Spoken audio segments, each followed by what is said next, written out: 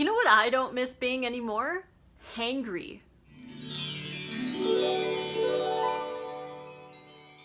Hello friends, welcome to another Lissa video. Today let's talk about hanger, the combination of hungry, anger, craving, conditioning, stress, low blood sugar levels, addiction, and all of those mixed into one emotion that we've coined as hangry. So I used to be hangry all the time. I would get really emotional, really angry. I was bitter and, ravenous for whatever. It didn't matter what I ate as long as I was eating something, and it tended to be something that I shouldn't be eating, like Doritos or Chinese food or whatever. And I would be so focused on getting that food that nothing else mattered. I wouldn't care about people, I wouldn't care about my job, I wouldn't care about, anything. I just wanted that food. And then after I ate it, I felt good. It was like a high. And I was coming down from a high and I was getting really angry and irritated, and I would just go for that food. Now, I haven't experienced this in a really long time. Okay, I have experienced it once or twice, but it was not to the degree, and the only reason why I got into a sort of a hangry state was because I went over 4 or 5 hours without eating anything. So I did start to feel like I needed something, but it was not even close to the hanger that I used to feel when I was not eating raw vegan diet. How did I get rid of my hanger? I stopped eating those foods that were triggering me to become hangry after a couple of hours.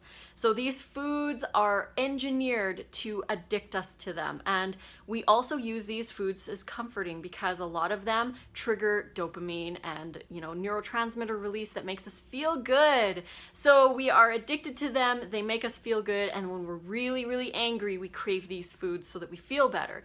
It's conditioned response to an addictive food. We need to step back and really stop and take a breath and say, this food is going to cause more hanger in the future, so I need to make a healthier choice.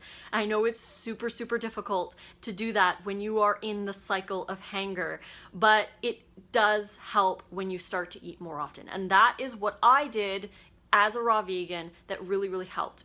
Now, I say this because I have been raw in the past, and I experienced hanger sometimes in the past because I was calorie restricting and I wasn't eating enough food.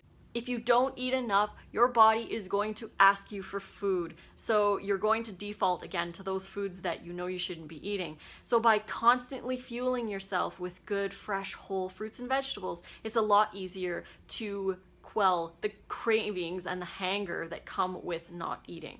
The sugar imbalances that I used to experience on the old diets that I used to have were really greatly contributing to my hanger because you feel tired and lethargic and you get really, really irritable. So the only thing that's going to make you feel good are those foods that secrete those neurotransmitters and the foods that you're conditioned to eat. So again, by keeping up the calories and making sure that you always have snacks, fresh fruit available, that will really help. But keeping things lower fat is going to really help as well. Cutting out the animal products and oils and processed foods out of your diet so that your fat percentage goes way down. You want to make sure that it's on the lower end. Now, everyone's going to be different. The guide is 10% total calories from fats. I, again, do really good at 8% fats. Some people do good at 12% fats. It really is different per individual, but you want to stay on the low fat range. You don't want to be eating all of these animal products and oils and all like excess healthy fats. We don't need that much. We just need enough to sustain us and to get that about 10% total calories from fats. So by keeping your fats low and making sure that you're constantly nourished, you're really going to help with the hanger symptoms that you get. The other thing that I noticed helped greatly with my hanger was keeping hydrated. And that comes naturally being on a raw vegan diet because your food is full of hydration. You're consuming so much water, and eating your water is actually more hydrating than drinking water. So we should still drink water, but by eating your food and getting that hydration through your food is so much more beneficial to your body. So again, it comes by default by eating a raw vegan diet because of that, but you want to make sure that you stay hydrated, because if your brain does not have enough hydration, you're going to go into those crazy states of hunger when you still need to eat food. And again, these foods that we gravitate to are cooked foods, chips, crackers, cookies, those kinds of things that are dry. And dried foods actually pull water from your colon and dehydrate you even further, which makes the problem even worse.